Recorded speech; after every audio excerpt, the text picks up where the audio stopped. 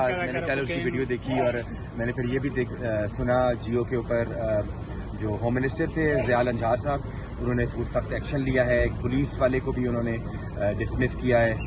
یہ ایک نیکسز ہوتا ہے. Apparently she was married to some ex police والا، اور پولیس ان کو ظاہر ہے اپنے جو بیچ میٹس ہوتے ہیں ان کو پروٹیکٹ بھی کرتے ہیں. تو جو ایکشن سندھ گورنمنٹ لے رہی ہے، جو کریک ڈاؤن کر رہی ہے آن ڈرگز، اور یہ جو خطرناک ڈرگز ہیں ان کے اوپر جو ایکشن لیا جا رہا ہے، ہم اس کو پوری طرح سپورٹ کرتے ہیں.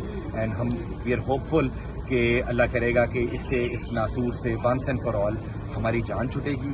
چاہے ایلیٹ ہے، چاہے غریب ہے، جو بچوں کو غلط راہ پہ لگایا جا رہا ہے، جو بچوں کی یہ جو سنتھیٹک ڈرگز کی وجہ سے اموات ہو رہی ہیں، یہ بہت تشویشناک ہیں. اور فائنلی کوئی کام ہوتا ہوا نظر آ رہا ہے. اور وہ جو خاتون جس کو پولیس نے اریسٹ کیا ہے، جو کہ پہلے اس کی کوئی وائس ویڈیو کال بھی میں سن رہا تھا جس میں لگ رہا تھا کہ شی از انٹچبل، کہہ رہی تھی مجھے کوئی ہاتھ بھی نہیں لگا سکتا. لیکن اب سب نے دیکھا کہ وہ جیل میں ہے اور شی از فیسنگ دا لا. لیکن اس میں ایک دفعہ پھر یہ ضروری ہے کہ کوئی جو نیکسز ہوتا ہے لا انفورسمنٹ ایجنسیز کا ان ڈرگ ڈیلرز کے ساتھ، that needs to be broken.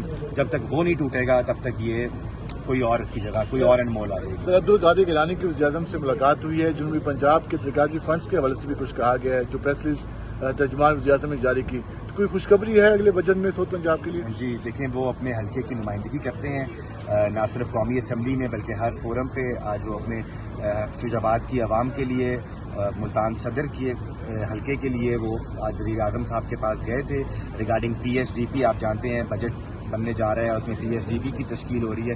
اس حوالے سے ان کی میٹنگ ہوئی آج پرائم منسٹر صاحب سے. پرائم منسٹر صاحب نے الحمدللہ ان کو اشور کیا ہے. پرائم منسٹر صاحب ہمیشہ جو ہیں وہ ہی از آلویز ویری کائنڈ.